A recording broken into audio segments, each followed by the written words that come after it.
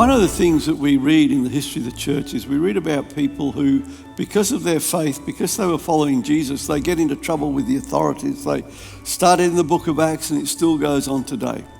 One of the stories that I read years ago was a book called The Hiding Place.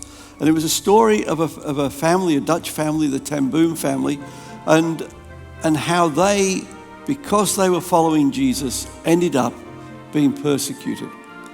As a family, they were a fine Christian family who, before World War II, were busy helping the poor, the marginalised, dealing with people with disabilities, all that sort of stuff. A very loving, caring family.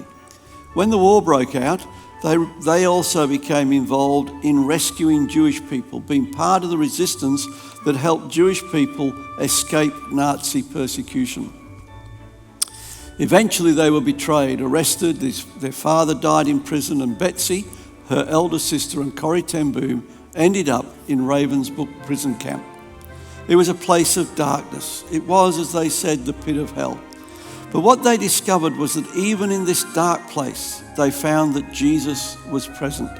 They found that they could share their faith with others. Stories abound in both The Hiding Place and other things that Corrie has written that tell us of people who they spoke to, who came to know Jesus, even in the darkest of dark places. And this Christmas, we are reminded that the coming of Jesus was the coming of the light of God into the world of darkness.